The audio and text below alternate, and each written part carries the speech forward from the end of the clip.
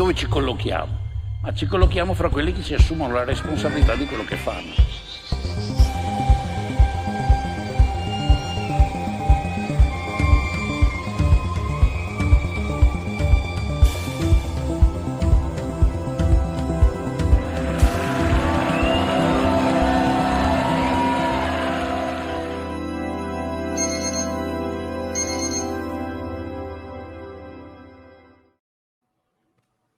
Buongiorno a tutti i nostri ascoltatori, benvenuti a questo nuovo appuntamento con l'Associazione DrinDrin. Come sempre l'obiettivo del nostro format è quello di far dialogare i referenti dei gruppi tematici della nostra associazione con esperti di settore esterni per mettere in relazione la ricerca e l'analisi che portiamo avanti con l'esperienza diretta di chi questi temi li studia e li affronta quotidianamente. I gruppi tematici, lo ricordiamo soprattutto per i nuovi ascoltatori, sono dei tavoli di lavoro che approfondiscono i problemi strutturali del nostro paese, elaborando proposte che possano costituire la base della linea politica del futuro partito che nascerà dall'evoluzione della nostra associazione. Per farlo al meglio, creiamo quindi occasioni di confronto con accademici e professionisti, così da mettere alla prova le nostre idee e avvicinare la teoria alla pratica. L'incontro di oggi è organizzato dal gruppo Economia e Finanza e affronta un tema cruciale e spesso molto divisivo, ovvero la tassazione della ricchezza e dei rendimenti finanziari. Ne discuteremo con due ospiti d'eccezione, ovvero il professore Sandro Brusco e Wojciech Kopczuk, che ci aiuteranno a leggere i grandi nodi del dibattito internazionale, mentre dai nostri gruppi arriveranno i contributi di Alessandro Chiari e Francesco Ballantini. La discussione si articolerà in tre momenti principali, ovvero una breve introduzione per inquadrare i temi e presentare i nostri relatori, una prima parte dedicata a imposte patrimoniali e successioni, una seconda parte focalizzata invece su risparmio e fondi pensioni con domande al termine della puntata se ci sarà il tempo. Prima di cominciare vi segnalo che il contenuto della puntata sarà interamente in lingua inglese. So, now, without further ado, let's get started. We come to our conversation on taxation and wealth and financial returns. I leave the conversation in Alessandro's hands. So, Alessandro, let's introduce us the main topic of the meeting and go on. Thank you, Diego. Welcome everyone. Today we're going to, as Diego said, we're going to talk about financial taxation of wealth, more in specific about the real estate tax and inheritance tax. And then we're going to also talk about the taxation of pension funds and how to, let's say, kind of enhance and push Italian people to try to create more capital and form capital by some tax exemption or tax favors. Basically, the idea we created behind these proposals of policies were to, let's say, switch the narrative we have in Italy between trying to invest in safe assets, but instead we would like to try to create some policies in Italy where we try to push people to invest more into the creation of their capital, the creation of their pension for the late part of their life. In general, try to create more deep financial market in Italy. And then with the proposals of the real estate tax and inheritance tax, try to see also how we can maybe make a bit more equal the distribution of the wealth in Italy. We have, as Diego said, as a guest, Professor Brusco and Professor Kopczuk. Professor Brusco, they're both very great experts in the fields of taxation. Professor Brusco probably is, I don't even need to present it to the public because many of you know, but it's published in top journals in several top journals about the topics of public finance and public economics. Professor Kopczuk, for who of you who doesn't know him, is a professor at Columbia University and is the chief editor of the Journal of Public Economics, and as well he publishes several top articles in top journals on the topic. Okay, I guess this is our introduction, so I guess we can start already with the first topic, which is going to be on my side, real estate tax and the inheritance tax. Can I have the slides, Diego? Yeah, so here is just the first slide of introduction. Yeah, you can. So why we wanted to start talking about this, basically because in the last years, probably even the last decades, several organizations have been talking about advising Italy to try to shift the burden of the taxation that we have on labor, which we know is very high in Italy, towards other forms of wealth that we have in Italy, more exactly on property, usually on the wealth in general.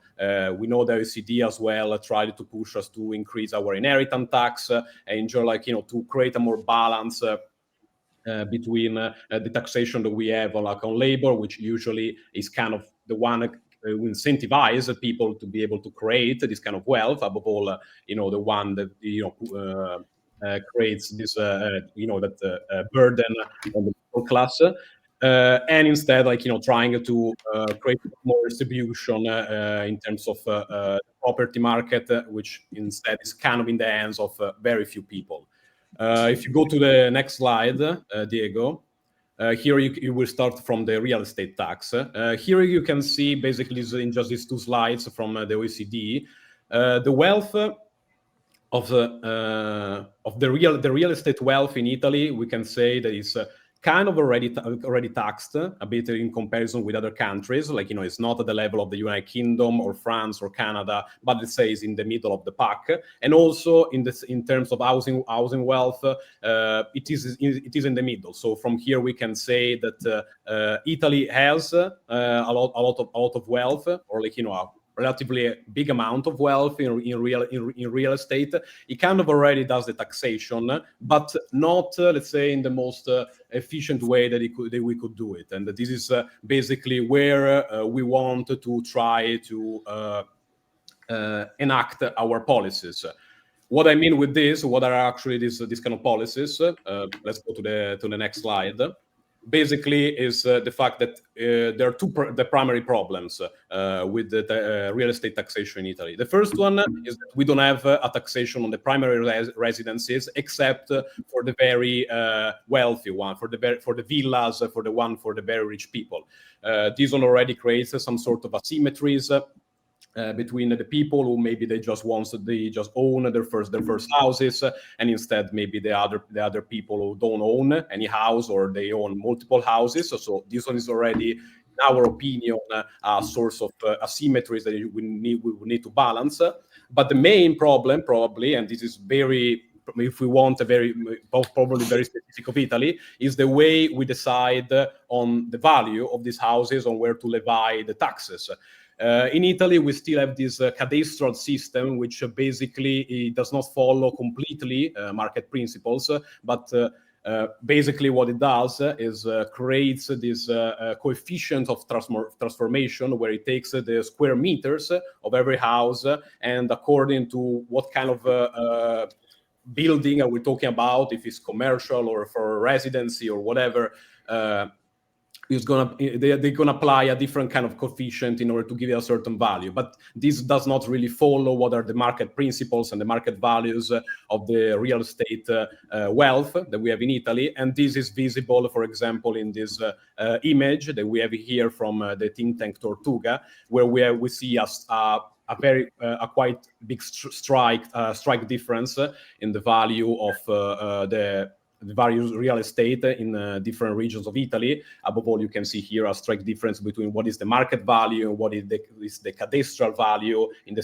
south of Italy, for example, but also, for example, in Trentino. And this creates, again, different kind of disincentives in a way to impose a fair real estate tax, because we don't know exactly where we need to, how much we're going to be able to tax the people, and we're not able to estimate what is actually the fair value of which we should levy this tax. So for us, this is a kind of a problem, and the proposal that we would like to do is reintroduce a progressive primary residence real estate tax, maybe exempting the low-income households, to be able, in this sense, to create some sort of redistribution of wealth between the people who do not have houses, the people who owns their primary residences, and so on, and then updating these cadastral values to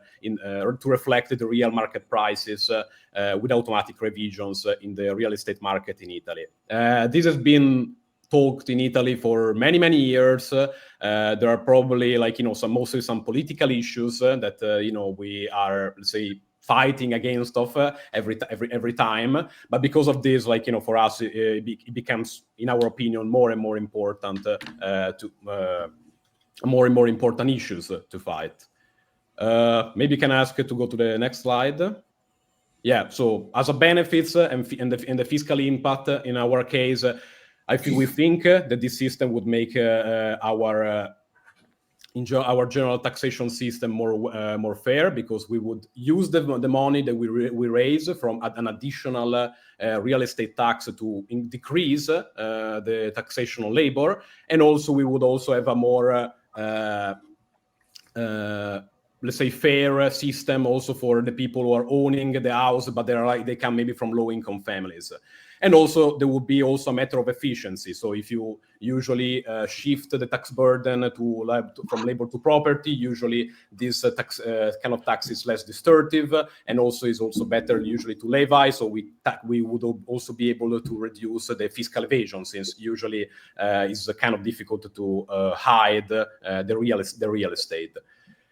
In addition to this, if we would let's say make it more at a municipal level, it would also be able to start, if we could say, an initial attempt of let's say fiscal federalism, because we would be able to gain an additional revenue for the municipalities, and this one would be, let's say, an autonomous revenue for the municipalities to manage, and also so this one would be able also to gain some sort of independence at the federal, so-called federal level. The potential here, we're just making some possible estimates of what are what are actually the possible revenues out of this additional taxation. So the way this calculation has been done is basically by the author of this policy, is that basically it took the total wealth in real estate in Italy, which is a certain amount of trillion. In this moment I don't remember, and basically it just supposed to apply a similar taxation they have in different, for example, states in the United States, where they arrive to tax more or less the 1% of the market value in the total real estate market in one country. So if you take just a 1% of the total real estate market value, you arrive to this kind of numbers around 50 or 60 billion. So these, of course, just a very back on the envelope calculation, so nothing that we wanted to be precise about, but this is just to give an idea of what are the possible kind of revenues that you can arrive to levy from this. So, okay, this is what I wanted to say about the real estate tax. I would just ask now to the professors if they want to tell me their opinion. Do you think in general that it is wise to try to shift the taxation from the labor to the real estate? Do you think this kind of proposal are feasible and there would be efficient for a system in general? And maybe for Professor Brusco, since this is more of an Italian question, is do you think there would be some problems in kind of giving up this cadastral system and trying to shift to a more to a valuation of the real estate market based on market values? Sorry, I don't know. for interrupting. Just one moment. We have a little issue with the video of the Professor Kopczuk, because we can only see a green screen instead of his face. And I don't know if we can fix it. Maybe you can try to turn on and off the camera, Professor, if you can. Yeah, it looks completely fine on my screen. So okay. Let's see. Or maybe you can. Okay. Is it better? It was. We have seen you for a second. I don't know, maybe there are problems with the authorization, but okay, now we see. Okay. Okay. Yeah, Right. now we see you. Sorry, guys, we can go on. Yeah, I think it was there were special effects that I turned on, something about blurring, and I guess this is what was causing problems. Okay, so coming back to the first question, maybe I start with you, Professor Kopczuk, if you don't mind. We have this, as I said, this proposal to shift, to kind of decrease the taxation on labor and try to shift it a bit more to the real estate tax. Do you think it's something that would be, let's say, desirable in terms of efficiency and equity for a country, or in general, what are your opinions about it? All right, so I can give my reactions based on what you have just shown. So the first one will be a little bit outside of the topic, but I think still connects to all of this. So when you showed these three quotes from international organizations that were talking about shifting taxation toward property taxes, I know that they were selective, we selected them. Two of them actually mentioned also consumption taxes, which to me, if I think about the big picture of how modern governments are financed, VAT is a kind of a workhorse of taxation. So if I think about where to push in terms of the amount of revenue that you collect, this would be the first place that I would be thinking about. And Italy, from what I understand, has a fairly high rate, but fairly narrow base for value-added tax, and kind of the share of revenue that it collects from VAT sort of is below the average. So the big picture, to me, this is actually the place. Now, having said that, I understand the interest in real estate taxes, and that they definitely have a place in the tax system. And I think the most striking thing among the things that you were talking about is not kind of low revenue, because it didn't seem particularly low by international standards, but it is distortions. And if I understand correctly, these distortions are coming from this sort of very imperfect assessment system that's very far from market values. So I would separate these two issues. Revenue, I think, I'm not sure. We definitely would agree on the extent to which you want to push in the direction of collecting much more revenue from property taxation. The distortionary aspect of the tax, that seems that seems very hard to rationalize, and potentially very, very damaging to the investment decisions, to where people invest, and so on. I guess another thing that sort of seems to me to be in the background of all of this is that, and you may correct me if I'm wrong, because I don't know Italy that well. I've been to Italy, it seems plausible that Italy is just generally over-invested in real estate. There is a lot of owner-occupied housing by international standards. There seems to be, and again, maybe stereotypical, not sufficient labor mobility. Or at least, what comes with a lot of people living in owner-occupied housing usually is lack of rental housing, or a relatively limited amount of rental housing, which makes it difficult for people to move across places. So there is definitely a role for taxation to play here. It sounds like there is an advantage to owner-occupied housing, and that's distortionary.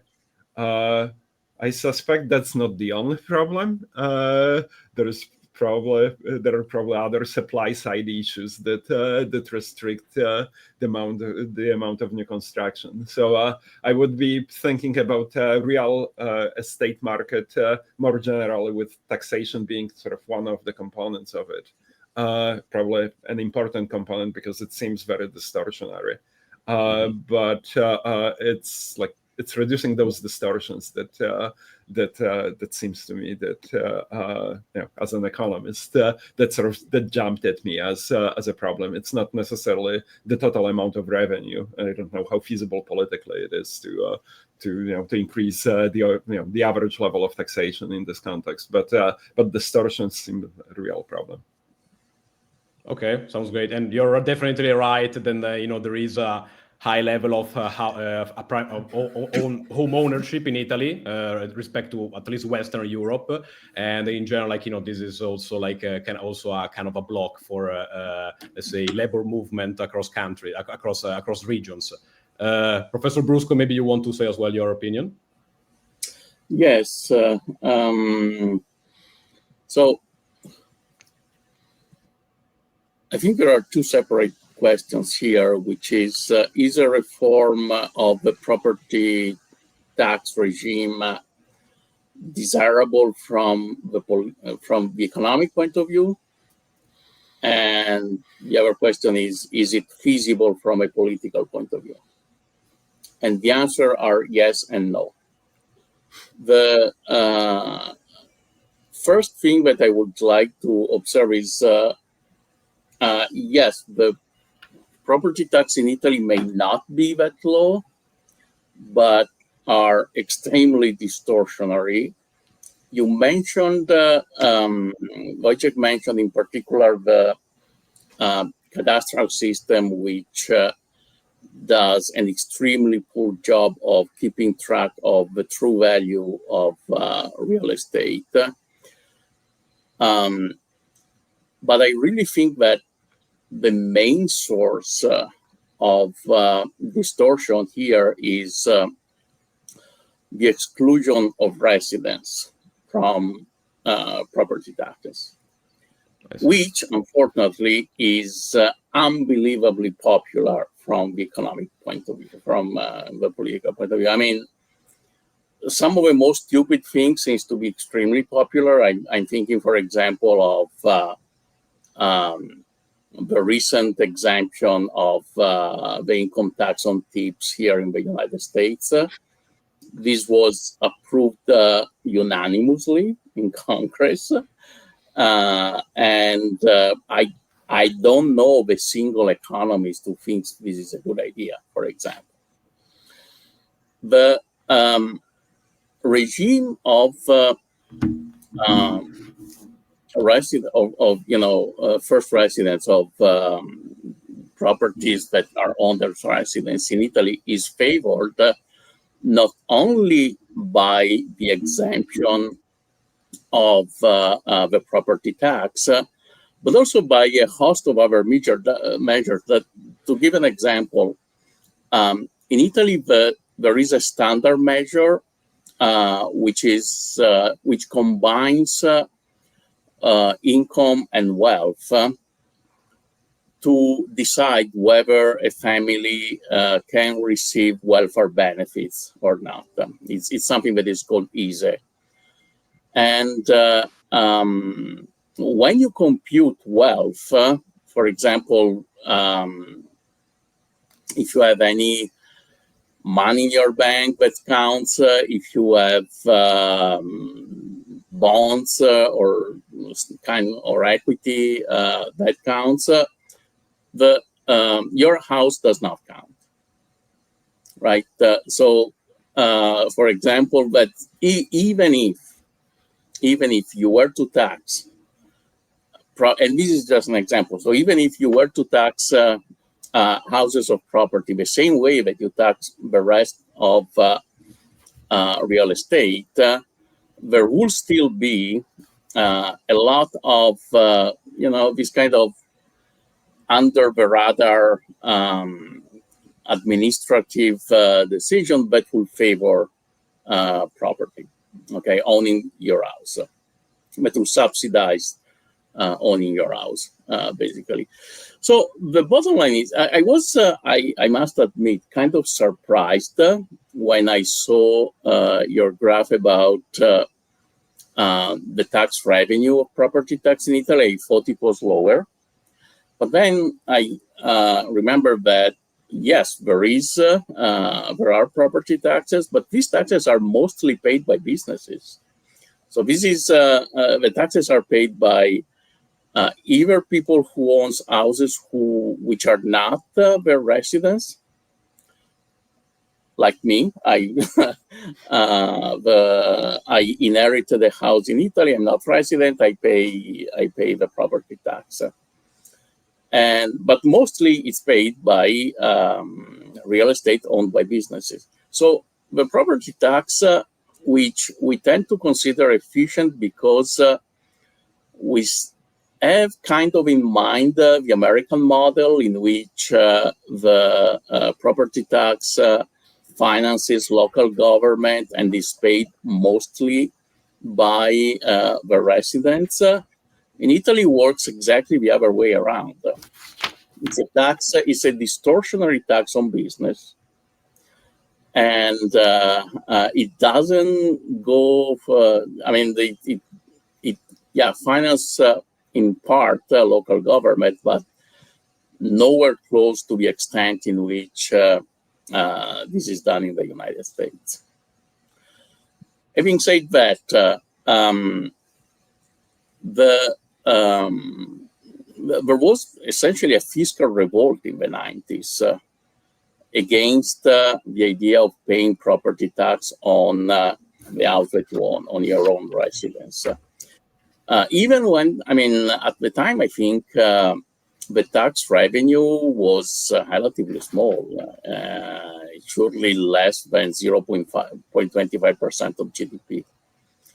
Even so, it seems something, an incredible hardship to many Italians. And trying to reintroduce it will face formidable political opposition.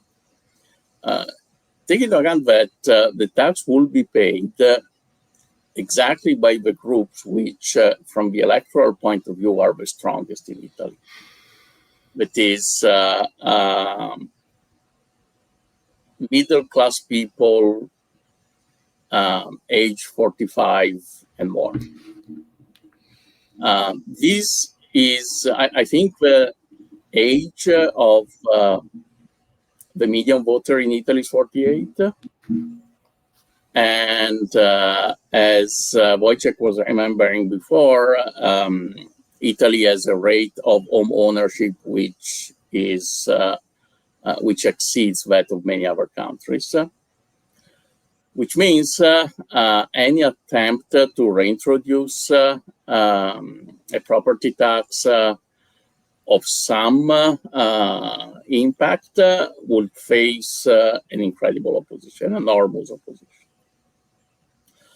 It would also be a measure to, here I'm talking about introducing property taxes in a revenue neutral kind of fiscal reform. So I would guess decrease the taxes on, especially on labor, the income tax, which in Italy is absurdly high, especially at low level of income. That would mean a direct transfer from the older citizens to the younger citizens who have a decent salary, which is a small minority of the Italian population. So, you know, when you try to do something that goes against the interest of a large group and only favors a small group, you know how it's going, you know what's going to happen. Okay. So to be entirely honest, I don't see a big political future. I agree that it will be efficient to do it, but I don't see a great political future in increasing the property taxes increasing consumption taxes will probably be, it would not be easy from the political point of view, but the idea of a fiscal reform in which you decrease the income tax and you rise consumption tax, that will be probably more politically feasible. It will be hard, but not as impossible as rising property taxes, I think. The sorry, the last thing about federalism. In the United States, property taxes are the federal tax, right? Are the essential component of financing local services. And in Italy, that has never been the case, and quite honestly, in many European countries, it has never been the same. It's not even a matter of, so the main issue when in the last 25, 30 years, federalist reforms have been attempted in Italy. The main issue has always been the wide disparity in the income of different territories. As usual, the South tends, or at least part of the South, tend to be much poorer than the North, and relying more on local income rather than in transfer from the central state will be opposed by the part of the country that has in per capita income lower than average. Now, the main, you may object that if you look at the per capita income in American states, yes, there are differences that are close to the ones that you see in Italy or Spain or whatever. I mean, the per capita income of Mississippi is much, much lower than the per capita income of the state of New York. But somehow it is part of the American political culture that local government should be financed locally, and that while transfer from Washington are accepted when it comes to Social Security and other social programs, they are considered, much less legitimate when they come to the financing of local public goods, education, for example. There is no such a concept in Italy, and I think it's in general not part of economic and political culture in Europe. In Europe, for example, we take for granted that education should be financed at the central level, and no one would dare to suggest the opposite. The big question in Italy is so healthcare is provided by the regions, if you want, the administrative units which are closer to the US states, but they are heavily subsidized, and there are constant complaints about the different quality of healthcare provided, and something to be done to equalize it. Any attempt to change the federal structure of the state has met with opposition exactly because of that. So it's not something on which I will keep my breath, quite honestly. There is a very strong opposition, very strong. The general opinion, the population opinion is just not into that. Okay. Thank you, professors, for your views. I mean, if I understand, like, we probably So, like maybe sorry. Wojciech wants to. I wanted to add maybe a few things that I guess follow up on what Sandro said. One is it non-distortionary tax? And we can think about these taxes as sort of taxing two things. One is land, the other one is structures. Land, that's non-distortionary or close to non-distortionary. Because it's in fixed supply, or to some extent in fixed supply. I guess you can develop new land. The structures are not necessarily non-distortionary, and especially if you are taxing commercial real estate, but not just, or if you have differences in different classes of real estate in how they are taxed, we are going to have some distortions there. This view that these taxes are not very distortionary in the US-like system, they do come from the fact that people are mobile, and local revenue is used to finance local public services. So there is effectively a market. You can go to a place that has high taxes and good public services, or you can go to a place that has low real estate taxes and low level of public services. So there is a market mechanism here. If you don't have that, so if you don't have this sort of local element of tax revenue, then there isn't really a particularly strong case why taxation based on taxation of structures, not of land, would be particularly non-distortionary. I mean, there is a tension here. Yes, it's wealth. It's sort of looks like it's a good base to tax, but there are distortions, especially if the system is designed the way that it's designed. The second thing that sort of kind of grabbed my attention, and maybe I misinterpreted your graph, but I don't think I did.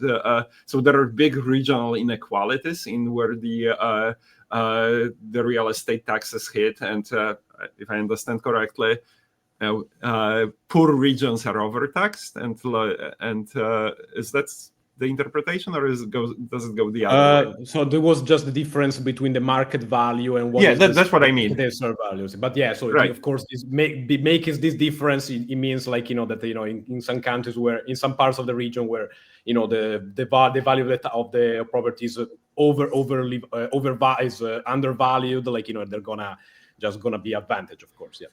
Right. So these regional inequalities, I don't know if they are big enough and the magnitude of those, but that's at least a hint of where any coalition could lie. If this is, I agree that this type of taxation is unpopular everywhere. I mean, the countries use it, but it is unpopular in the US as well. And the saving grace is really this financing of local services. But people complain about property taxes all the time. And especially if they are not benefiting from public services. So if they are older and don't have kids in schools, or in systems like in California where there is some attempts to equalize spending or not leave all of the revenue to localities. But having said that, these regional inequalities and the fact that changes would probably have some distributional impact here regionally, that maybe that's a way to think about political coalitions. Okay, thank you very much, Professor. It's been very insightful, I would say.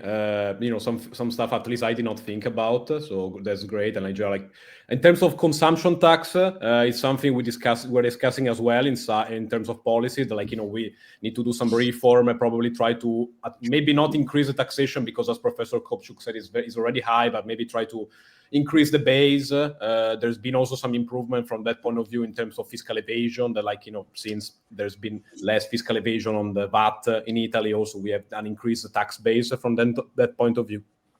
But that's something, of course, we could be definitely improved. In terms of the real estate tax, I mean, as well, I would say that you make a lot of important points. Is something we will reflect on.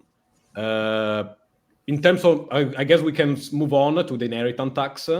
Diego, if can you put us the slide? So this is no, probably you can go one. You can, Diego. These are I think this is the last one. So I think you can go up.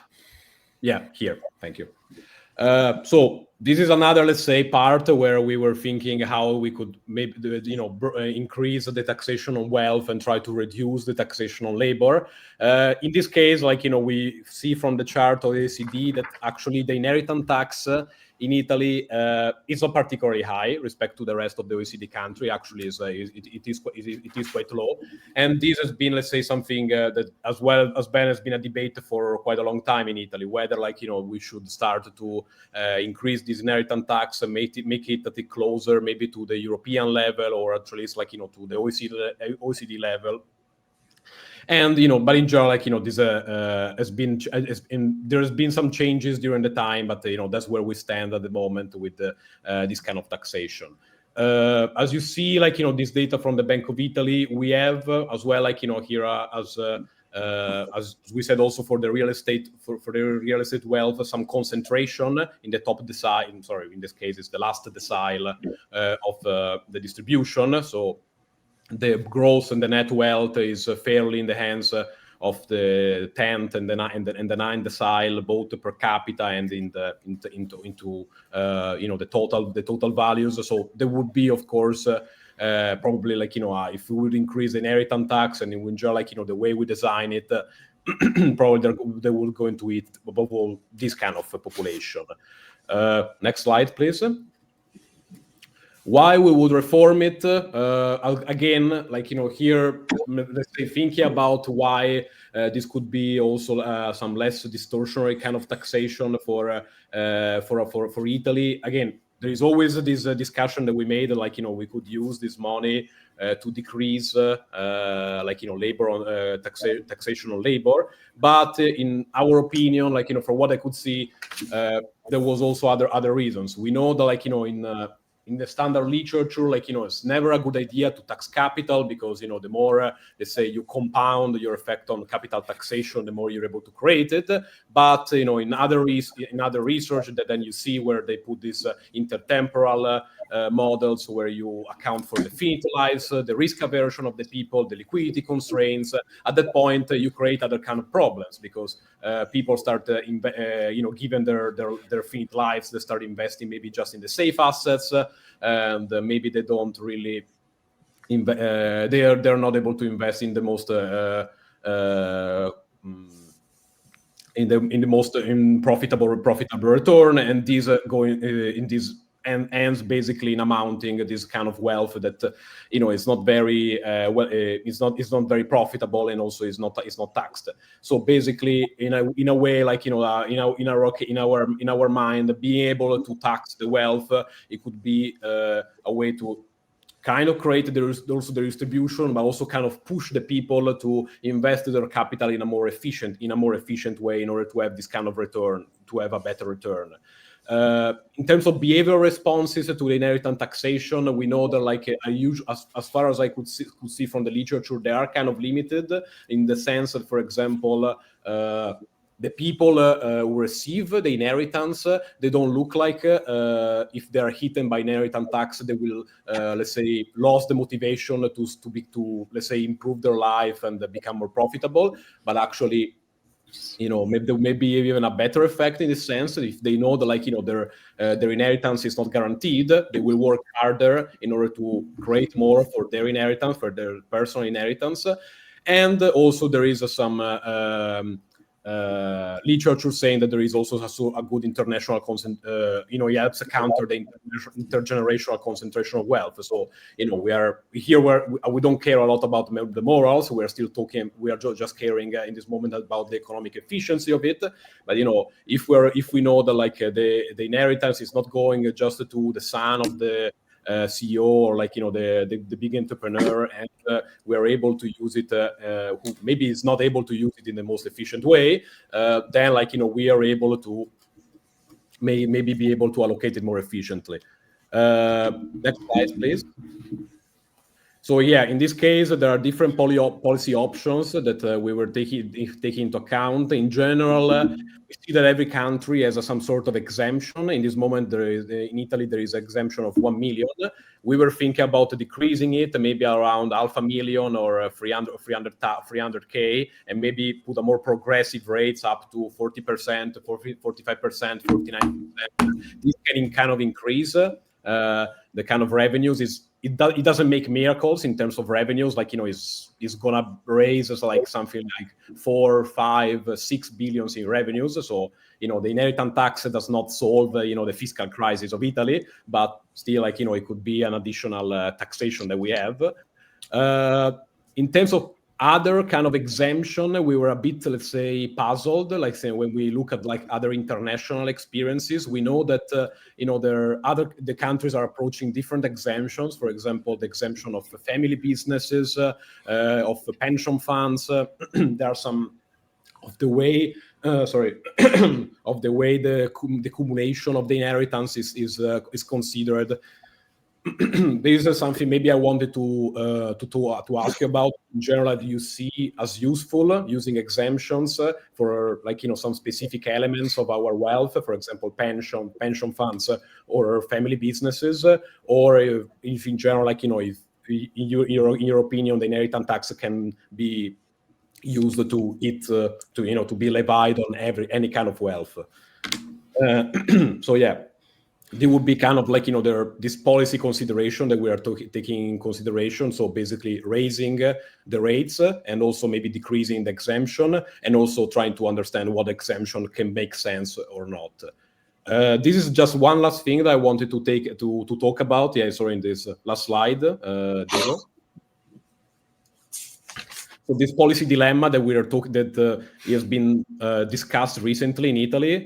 Basically, in Italy, since 2017, we have a special tax regimes for new residents, which basically allows to have a flat tax on your all foreign source income, regardless of amount, which until 2024 it was for all your income after 100,000, and now after 2024 is after 200,000. This basically, according to many, has been a sort of catalyst for millionaires, which, as you can see, maybe is not very visible in the graph, but Italy has been, let's say, attracting a lot of millionaires in the last years, and basically this has been also became a political issue because, for example, a few days ago, the French Prime Minister accused Italy to doing fiscal dumping by exactly creating this sort of distortion to attract the millionaires. And in our, while we were discussing the inheritance tax, we were asking ourselves if the inheritance tax is playing a game in attracting these millionaires in Italy, or if basically the gain that the impact of the inheritance tax is doing is marginal respect to this flat tax on the foreign source income. So. And in general, we were discussing to ourselves, this is, let's say, a good trade-off for us. Are we, if we're going to increase the inheritance tax, are we going to lose some of these millionaires? Is that a bad thing? Is that a good thing? Do we even care? So there was like a sort of discussion that we were having. So yeah, the questions for you, it would be in general, like if you are in favor of the inheritance tax, or in general, like, of maybe any other sort of wealth tax, if there would be some sort of exemption that you would introduce in this kind of inheritance tax, and in general, this millionaire thing, if, the inheritance tax makes millionaires fly, and if in general is a bad thing or a good thing. Maybe this time I can ask Professor Brusco to start. In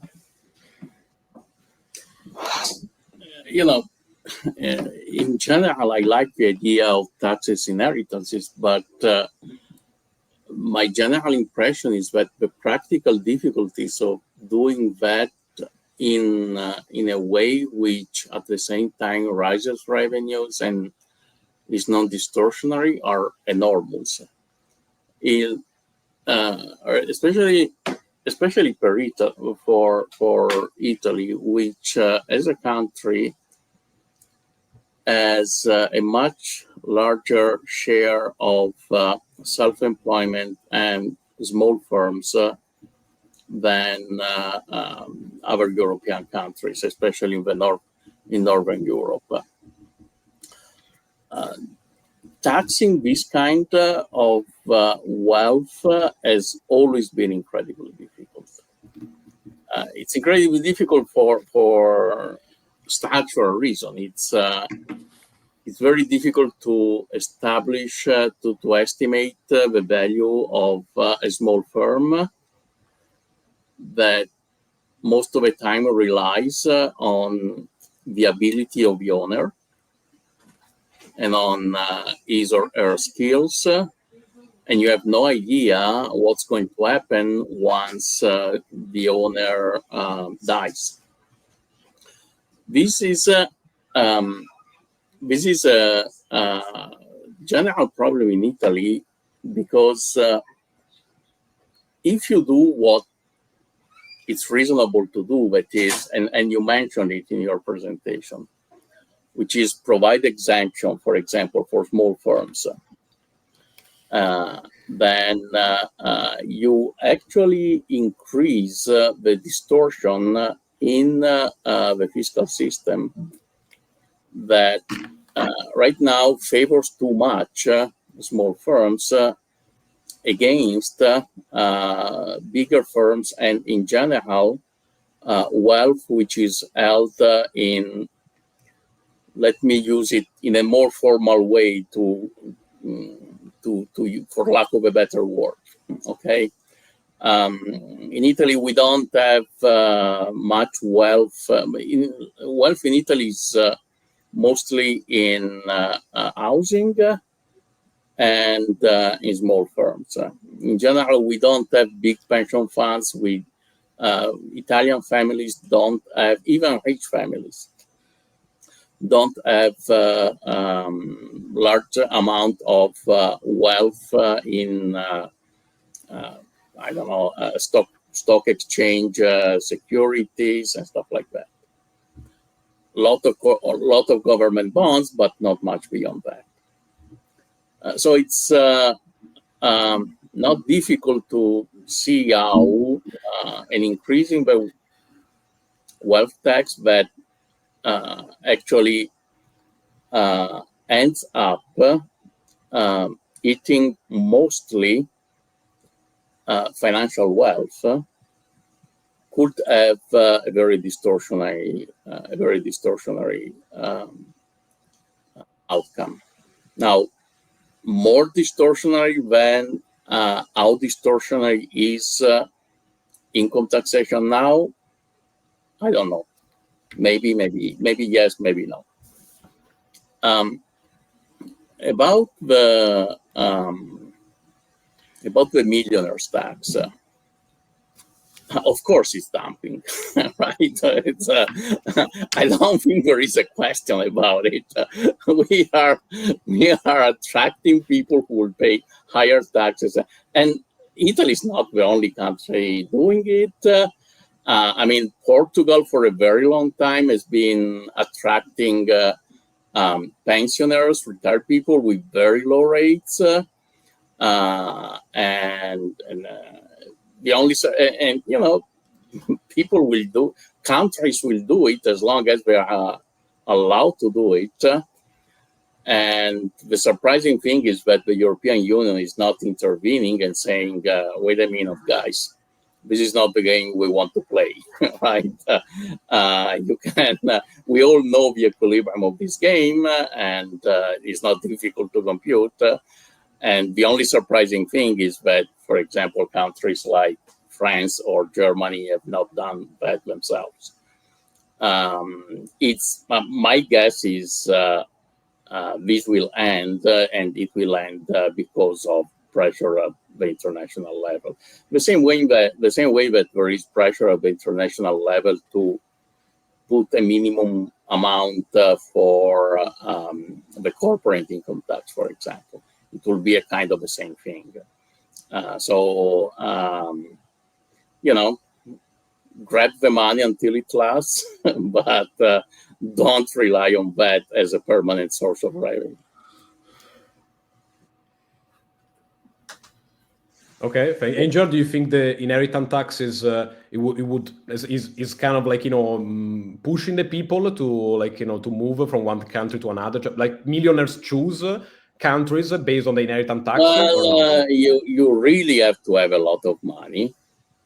And my general impression is that I'm not an expert of international tax law, but so maybe Wojciech can say something more, informed than what I can say. But my impression is that you have many ways to reduce your taxes if you're really, really wealthy, without changing your residence. In extreme cases, you may change your residence, yes. For example, I'm not aware, maybe because I'm ignorant, but I'm not aware of massive immigration of South Korean billionaires to other countries. South Korea is a country which, while in general it has a relatively low fiscal pressure, it taxes quite a lot, the billionaires. Yet, apparently it's not causing any kind of huge problem. But again, that may be just my ignorance speaking here. Okay, thank you. Professor Kopczuk? So I'll start with this last thing.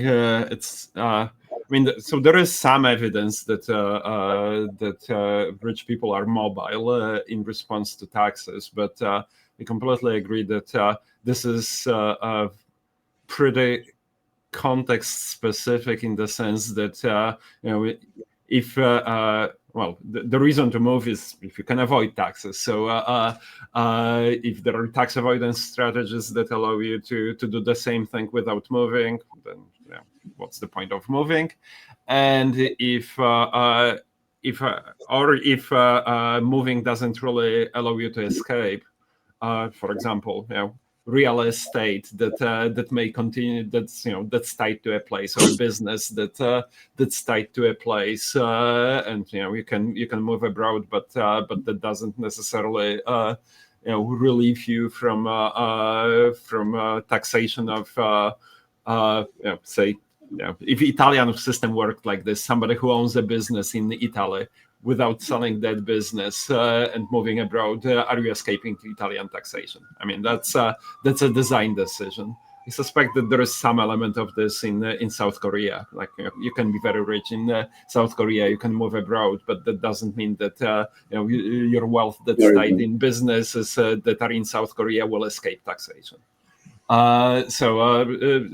There is mobility if it's beneficial.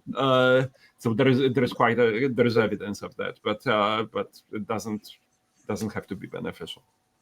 I guess when like broadly speaking, I tend not to be a fan of annual wealth taxes.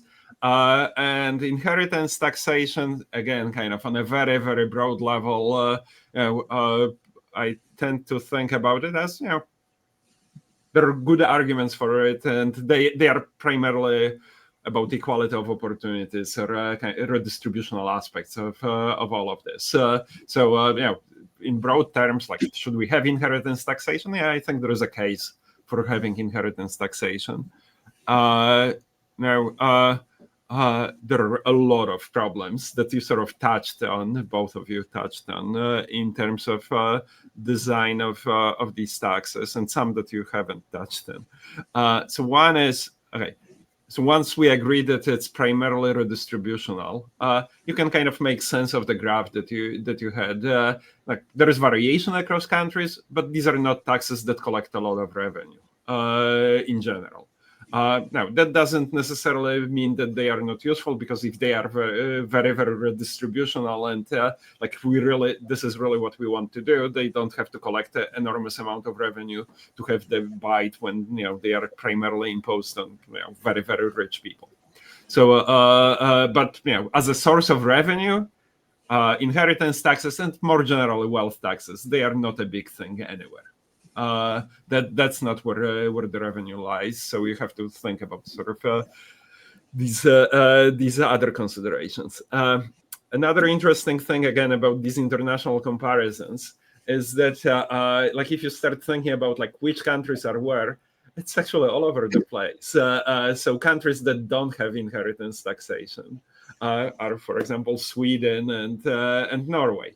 I mean, countries that are very, very, have very redistributive policies that collect a lot of revenue. So not necessarily the first ones that at least would come to my mind. Is this type of taxation absolutely necessary to have equitable system? Here are examples where they don't rely on those. They rely on other instruments, but not on inheritance taxation. Then I guess a big part of my skepticism about wealth taxes in particular, but also to some extent about inheritance taxes, is this issue of exemptions that you have raised. It's kind of typical that real estate and businesses are the primary sources of wealth, or primary components of wealth. And it is true that in some countries like the US, there are big public markets and equity markets, and people own stocks and own a lot of wealth in the publicly traded companies. But many countries are sort of like Italy or closer to Italy, where you have a lot of smaller businesses or closely held businesses. Now, if you look how these taxes tend to be designed in many countries, they do give a lot of exemptions to these two categories, to owner-occupied housing, or not just owner-occupied housing. It also depends, because there are these issues of valuation that effectively matter even for commercial real estate. And then they give exemptions to businesses, closely held businesses. And that, to me, like just looking at this, it makes zero sense. I mean, if the point of these taxes is some equity-related redistributional aspects, and what you have is toward the top of the distribution, primary source of wealth, in real estate, and especially in closely held businesses, then you should be taxing closely held businesses. If you are not doing that, then you are not doing redistribution, and you are introducing distortions, because you are inducing people to keep money in businesses, not necessarily in a productive way. I mean, there are a lot of ways in which you can retain earnings within a business and invest them in ways that are not necessarily particularly productive, like depending on the system, real estate, or portfolio investments, or some more esoteric things that are not necessarily productive business investments. So creating those exemptions just makes no sense. At the same time, can you effectively deal with valuation of these businesses and assess the value of them in kind of a reasonable way? That's a very hard problem, and all of the countries struggle with it. It's a hard problem because by their nature, because they are closely held, they are not. You don't have a ready valuation for it. So what do some countries do? Say you rely on a book value, but that's like we are deceiving ourselves, because that's understating heavily market value. So you are effectively having low taxation. Then you often have, you naturally have political pressures here. So this argument about liquidity, about the tax, this is a tax on orphans, and blah blah blah, all of those things. these are very, very potent arguments, and they sort of affect, it stops transmission of ownership within a firm, it kills family businesses, these types of things. These arguments come up all the time, and they put a lot of pressure on keeping taxation of businesses in this context low. So to me, this is the Achilles heel of wealth and inheritance taxation. The extra component that I would add to it that didn't come up is, if I understand correctly, Italy has a system that's sort of similar to what many other European countries have, which is the rate of taxation varies depending on the extent of relationship. It's an inheritance tax, and taxes on on inheritance to children are going to be different than farther out. So this thing, I find it fascinating, and the reason I find it fascinating is that so the U.S. system is a state tax system, meaning what's taxed is the value of total estate, everything that the person owns at death, and it doesn't matter. The spouse is an exception to it, but otherwise it doesn't matter who it goes to. So you are taxing overall estate. You're not giving preference to close family or things like this. You're not doing things like this. So if you think about what is this tax trying to accomplish?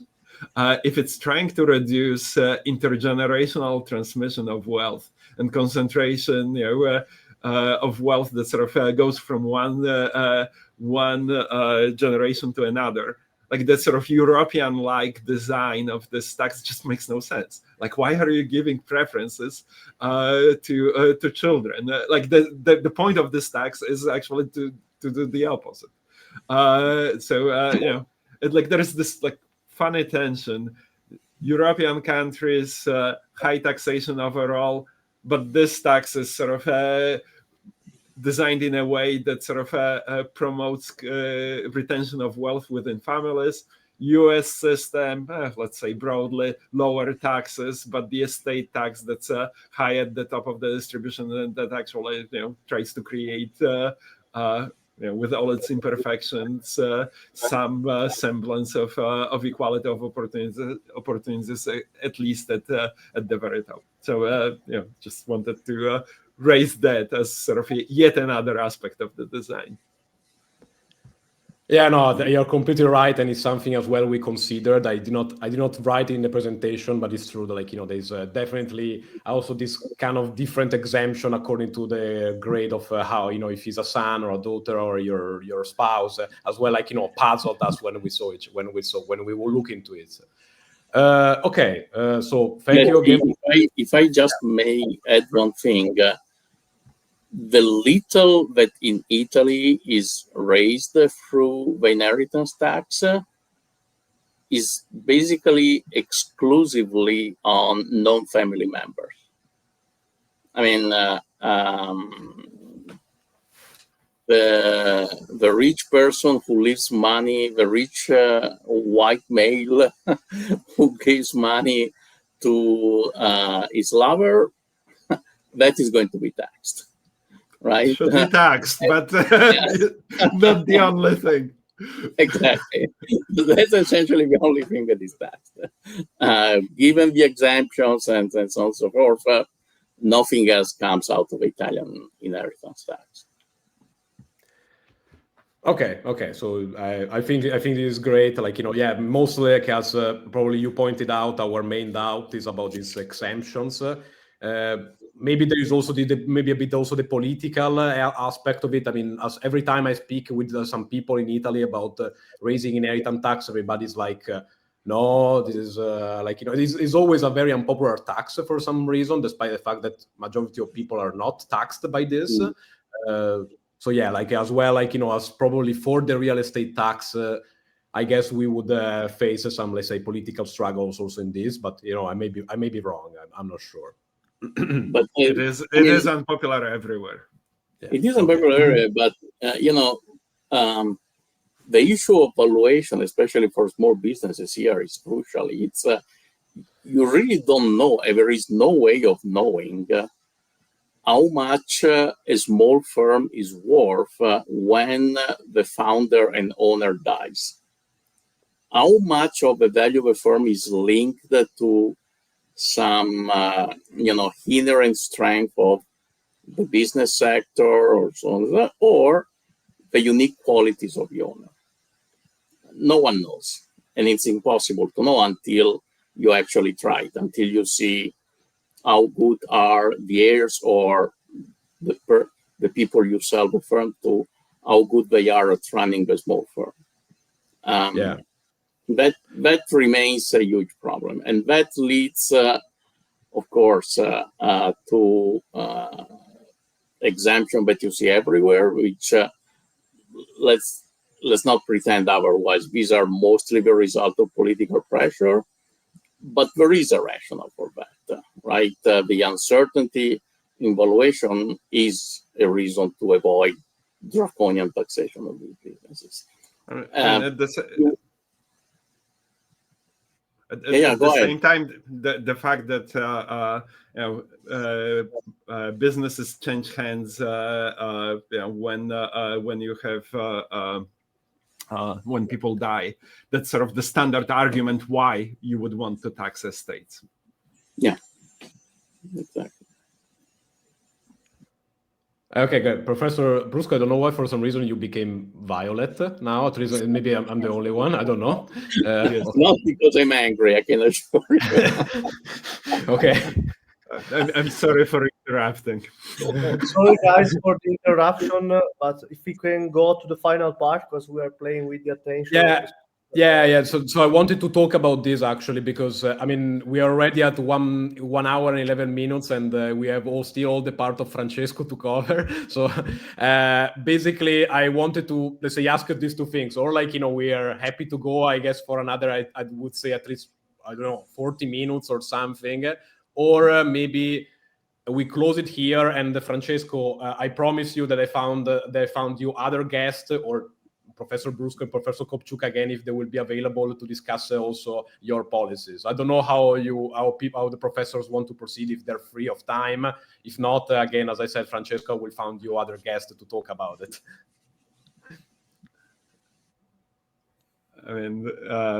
40 minutes sounds like a lot, but another 15 minutes, I'd be happy to stay. Yeah. Maybe we can make a dead-on of 10-15 minutes, so we are all happy. And okay, let's try our best. Let's say. 10 minutes is right. Then I have to go prepare lunch. So okay. Okay. So I will go as fast as possible. Before, I wanted to do a small comment on Sweden, just because it's true that it doesn't have any wealth tax. But it's also true that while it is one of the most equal from the Gini's point of view on the labor side, it's also true that from the Gini measured on the wealth is one of the most unequal. So we will see if there might be an impact of this clashing world, how much the heaven of equality of the Scandinavian country can last if the inequality index go this much higher. Sweden used to have the inheritance tax. It repealed it, about 20 years ago, I think. And that inequality, the dynasties persisted. My understanding is, and through very high taxation, my understanding is it's basically the exemptions of various sorts. Absolutely. So I will go further with the slide, Diego, if you want. I will try to be as dry as possible. So basically, on this part, we are trying to do some proposal to increase the incentivize the accumulation of wealth during the individual lifetime. One of the issues that we tackle is that the structural problem in Italy is that people save a lot, but they invest very little. Or if you wanted to say it in more economic and technical term, there is a high propensity to save, but a low propensity to investment. And that's also seeable from the 1.1 trillion euros that are kept in the low yield or no yield at all in the bank deposit. And while most of the household wealth is concentrated in the housing market, that means that our savings are largely unproductive for both individuals and the economy. There are many reasons for that. Two of them are the low financial education, where Italy constantly ranks in the bottom part of the European comparison, and an uncompetitive asset management market that often is characterized by an high commission. So there is a less incentive to invest there. So what we propose, that should be the next slide, is actually to borrow the UK. Diego. Yeah, sorry.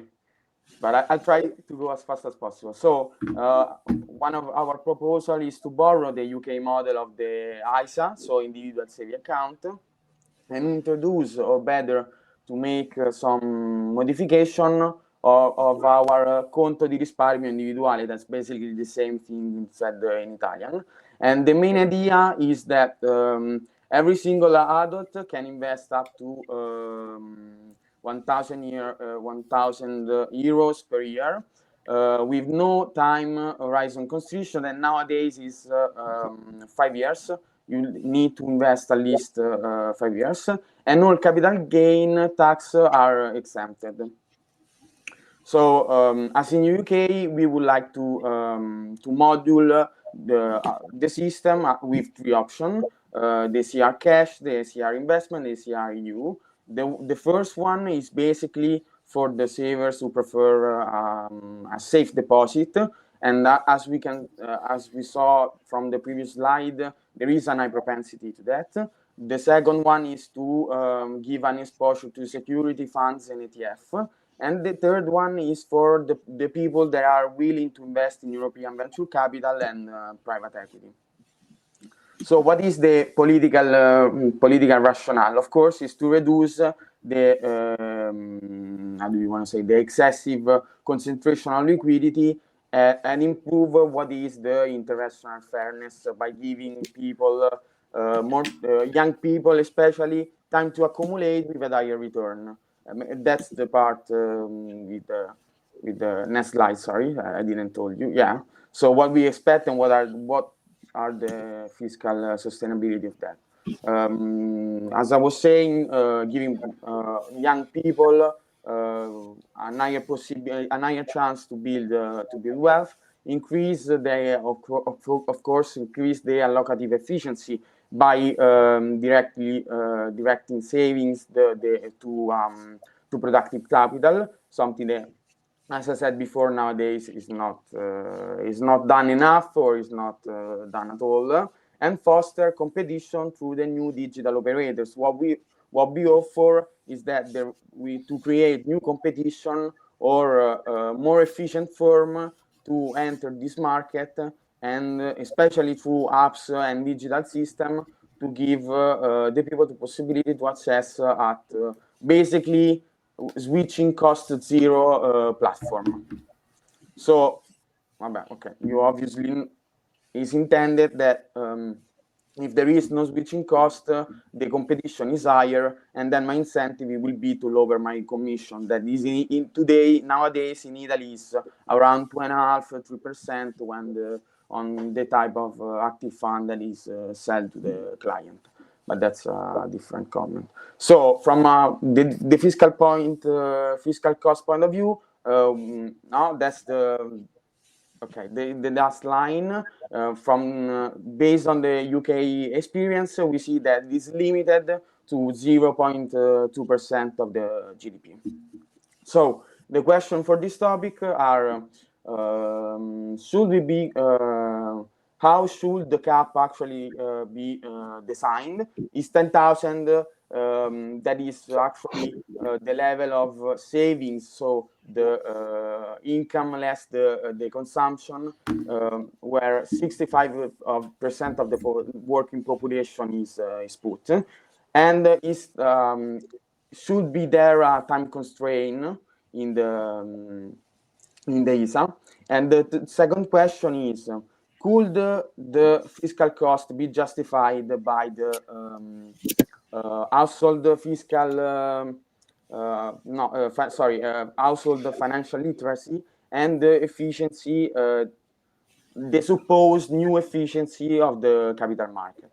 That are the two questions.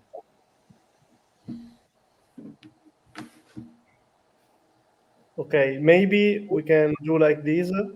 Sandro, if you want, you can pick like one of the two questions, and the other one is for the Professor Kopczuk. No, it's,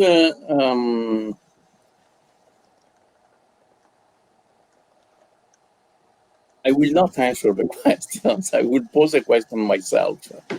One of the things that I never really understood in terms of saving in the US versus saving in Italy, and I guess in Europe more in general, is that there seems to be, and again, this is just my personal impression. I'm not sure there are strong data supporting this view. The return on saving for small investors in the US seem to be relatively close to what the return for even bigger investors is. To put it in a very simple and blunt way, when I look at the performance of my pension fund, it moves with the stock market index, and there isn't much of a difference in terms of course, if you take more risk, you will have higher expected return, but there doesn't seem to be a big difference between what you can get at the retail level and what you can get at the more aggregate level. I'm not sure the same is true in Italy. You mentioned the lack of high commission fees, lack of competitiveness in the financial sector. I know by experience that whenever you try to invest in Italy, financial institutions tend at their own pension fund, their own investment funds, and they tend to, if not completely eliminate, but surely limit a lot your choices and basically force you to invest in the financial instruments that they can offer. Now, how big of a problem is this? I'm not sure. But again, I have anecdotal evidence of friends investing here in Italy who are surely at least as smart as I am in terms of, or ignorant as I am in terms of investing your own money. But somehow they don't do as well as you would expect. You don't seem to get returns close to as the market return as you see in the United States. And honestly, I don't know what are the reason for this. If there is surely there is less competition. Why there is less competition? What kind of laws allow for the exercise of market power? That I honestly don't know. And other than that, the idea that you can to exempt saving from taxation to a limited amount of saving from taxation, that of course I agree. But okay, thanks, Sandro. I leave the word to Kopczuk, Professor Kopczuk. I'll pick up on this transaction and management fees aspect of it. I don't know Italy. I know Poland. I know that's also kind of a problem there. and I think it's kind of a mix of some regulations that are present here and competition. I don't think it's always been true in the US that these fees were low, but the rise of Vanguard and kind of related institutions that basically offered cheap wealth management, like cheap ability to invest in like broad portfolio of stocks, that has been a game changer. So that's probably a component of it. If I think about like you motivated this proposal by basically thinking about aggregate investment and kind of efficiency of aggregate investment, which is not an obvious angle when you think about these types of proposals.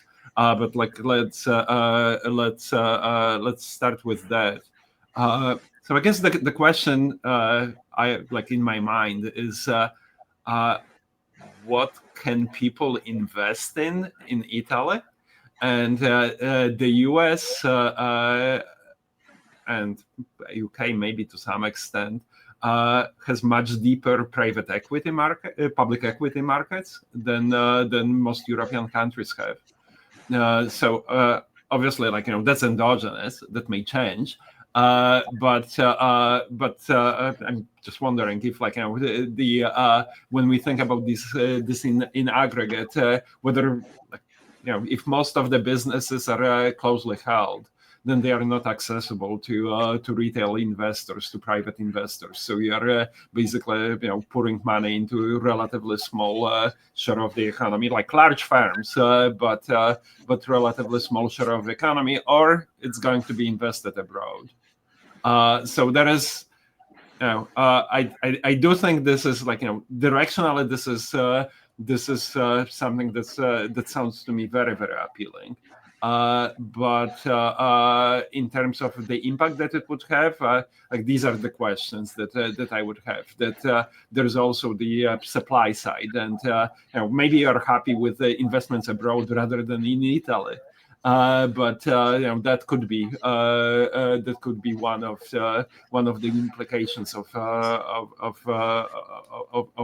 all of this. Then I guess there is also a relationship to what we talked about earlier in terms of real estate. Given the structure, like why do people save? For retirement and for to buy a house. These are like and like for because of like uncertainties in life. These are the primary reasons. Now in the system where mortgages are relatively small, so I assume a lot of housing is bought at least disproportionately in cash or kind of tilted in that way. Like people save and want to save in sort of ways that are relatively risk-free because this is like you have a horizon when you want to buy a house, and that's how you are going to save. So there is a connection between those things. Kind of a poorly functioning real estate market, and people, I assume, saving with that in mind is kind of a barrier to other types of investments. So there is a connection here. Now, just to go back exactly to the proposal, I think these ideas of having tax advantaged accounts, I'm in favor of them. Because why am I in favor of them? Because I'm in favor of consumption taxes and low taxation of savings in general. Usually, these things are proposed a little bit for that reason, and more so because people tend to think that there is under saving for retirement, and this is a way of boosting retirement savings. So it's less about what aggregate effects is going to have, although that argument does come up. but it is kind of more micro. We want people to save for retirement. They are not saving enough. This is a way to encourage saving for retirement. What that usually comes with is that these are retirement-like accounts. So it's not just an exemption of some return. It's also some lock-in. You cannot easily access the money until you retire, or maybe in some like emergencies. But that's part. It's really part of the pension system.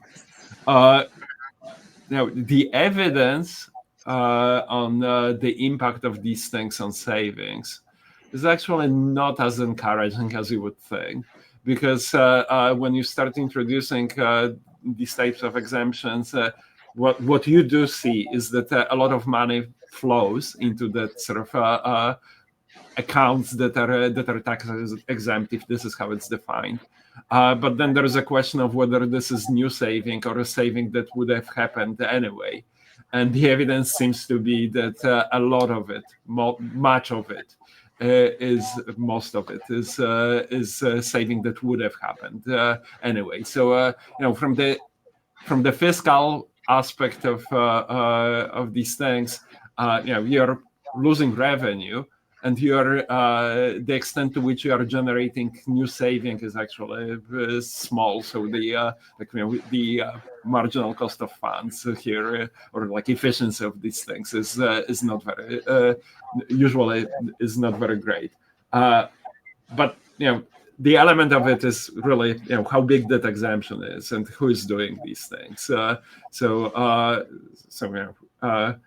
It's probably more appealing when that exemption is relatively low, because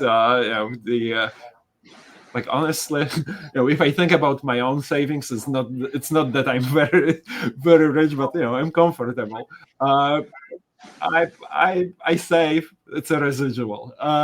You are not going to encourage me to save much more. But if you give me a tax advantage account, like money will flow there because it makes sense. So you have to think about people who like where that margin is operational, and that's probably lower income people. So targeting these things kind of lower at the distribution is important. But then you come up with problems like liquidity problems, just ability to save. So that's why what arises in this context in U.S. system, but I think in other countries is like actually going even farther. Some forms of effectively subsidizing savings. So some forms of matching. You contribute $1, and the firm that's encouraged by policy will contribute another $1 or some other amount. So like directionally, I completely agree. In terms of what it does to investment, I think you have to think about the sort of supply side, not just the demand side of the investment.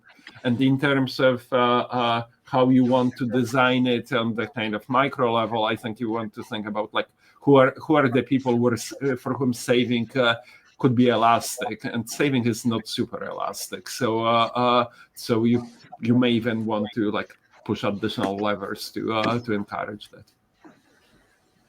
Okay, sorry guys for the interruption. I don't know if Francesco want to add something, maybe in 1 minute or 30 seconds. Or if you are okay, I can say thank you to all of you for your contribution, and I would ask our audience to leave a like, a comment, and to share the video if they like it. I hope one day we will try to find a way to maybe continue this discussion. And I say thanks to all of you again. Goodbye. And thanks everyone. Thank you very much, Ciao. Professor. Bye bye. Proviamo a dire, ma anche a fare, l'ovvio.